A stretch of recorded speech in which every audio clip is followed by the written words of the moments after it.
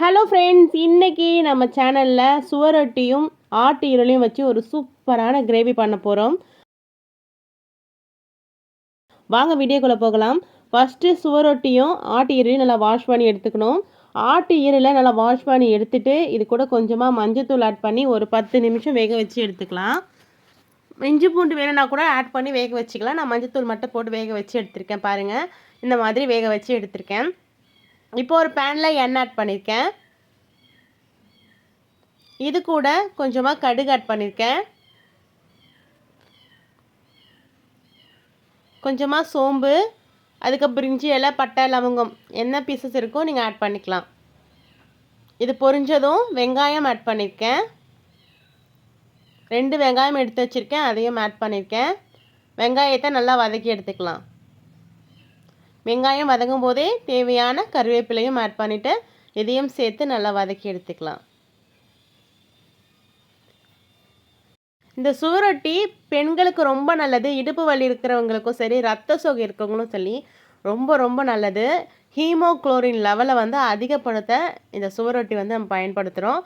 அது மட்டும் இல்லாமல் ஆட்டு ஈரலும் ரொம்ப நல்லது.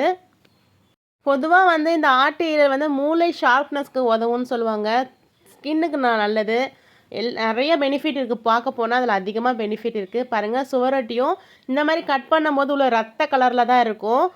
இந்த கிரேவியே வந்து ரொம்ப கலர் வந்து சேஞ்ச் ஆகும் பாருங்கள், அவ்வளோ நல்லாயிருக்கும். நல்லா கட் பண்ணி எடுத்துக்கிட்டு இந்த தக்காளி வதங்கும் போதே வதங்கினா ரெண்டும் சேர்த்து மேஷ் ஆகிடும். அதனால தான் தக்காளி வதங்கும் போதே நான் வந்து ஆட் பண்ணியிருக்கேன்.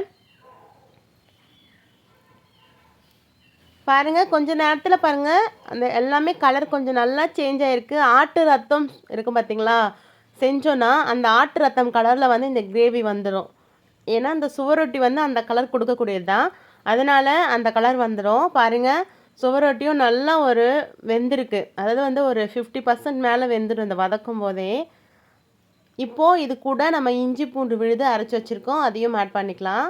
இது நல்லா வதங்கினதுக்கப்புறமா ஆட் பண்ணலாம். ஏன்னா இது வதங்கிறதுக்கு முன்னாடி போட்டு வதங்கினதுக்கப்புறம் ஆட் பண்ணும்போது இன்னும் டேஸ்ட்டாக இருக்கும். அடி பிடிக்காமல் நல்லா வந்து மிக்ஸ் பண்ணி எடுத்துக்கலாம்.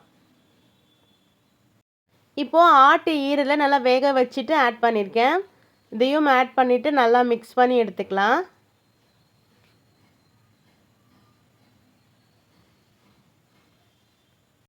இப்போது இதுக்கு தேவையான மஞ்சத்தூள் ஆட் பண்ணிக்கலாம். தேவையான மிளகாய் பொடி ஆட் பண்ணிக்கலாம். ஒரு வாட்டி நல்லா மிக்ஸ் பண்ணிக்கலாம்.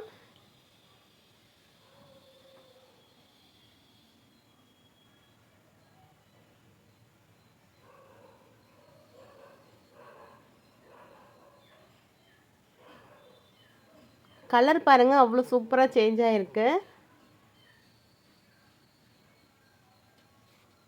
இது கூட மிளகுத்தூள் ஆட் பண்ணியிருக்கேன். மிளகுத்தூள் கண்டிப்பாக போடணும். மிளகுத்தூள் வந்து ஒரு 1½ ஸ்பூன் கிட்ட ஆட் பண்ணியிருக்கேன்.